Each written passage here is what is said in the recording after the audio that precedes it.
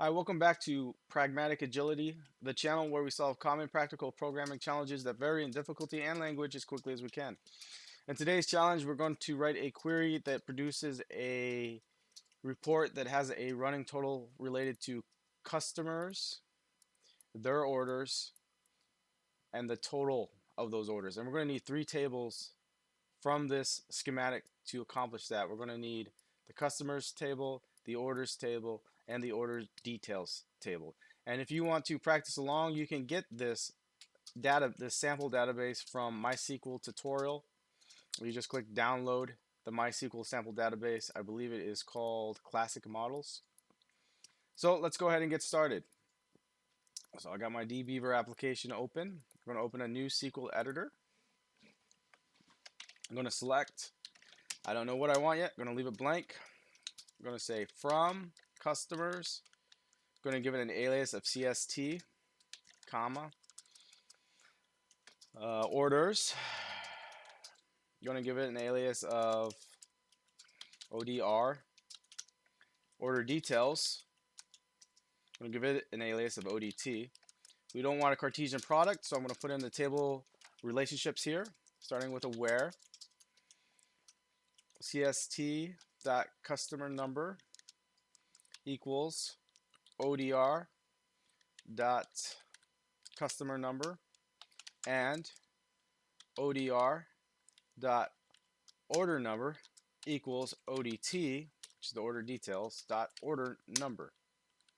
Let's go back and pick what we want to select.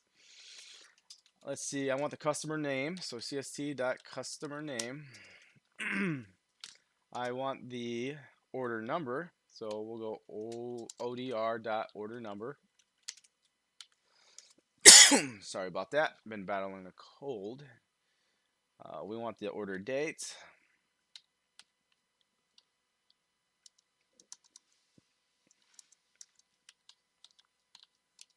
Order date. We want the,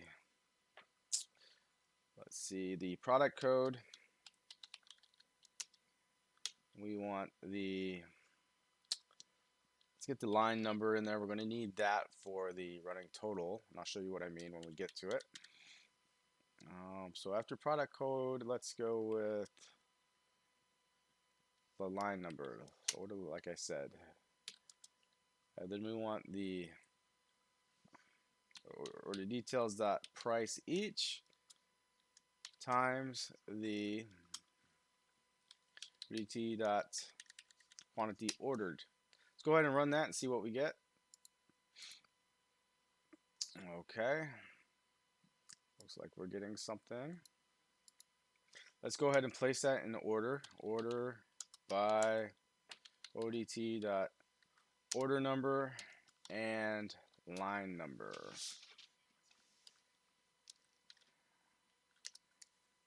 And run that again so they're not mixed up. There we go. There we go. We got a nice count going. Order number, order line number. Now let's get the running total column in. So we're going to have to use a subquery here. And what we're going to need to do is select sum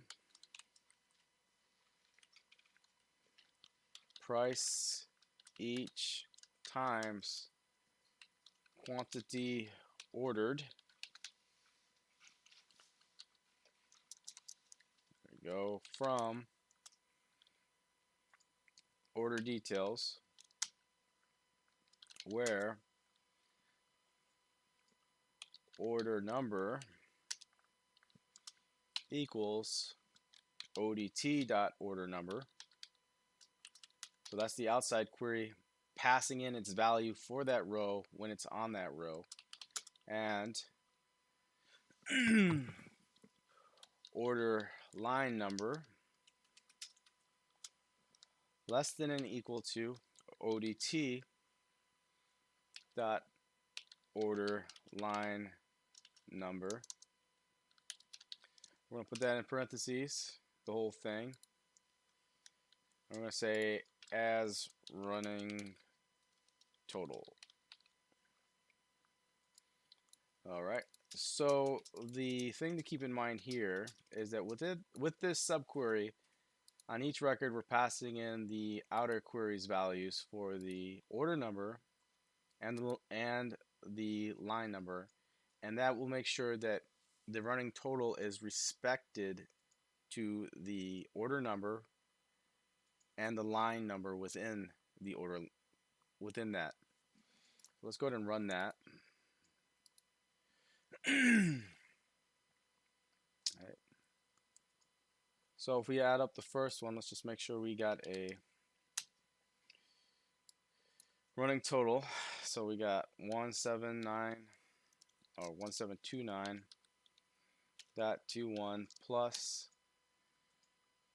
2754.50, and that gives us the 4483.71 that occurs on the second total. So I'm confident this is a running total, and you can see that it resets when a new order number occurs, which is probably what we would be looking for. Now, if we didn't order by, what would happen? Well, let's get rid of that, run it again. So actually, the running total is still there. It's just that the records are mixed up, which makes the running total look mixed up. So placing it in the correct order is paramount to doing a correct running total using this method. Anyways, that brings this lesson to a close. I hope you enjoyed it. If you liked it, please subscribe and give it a thumbs up. Thanks for your time. Bye.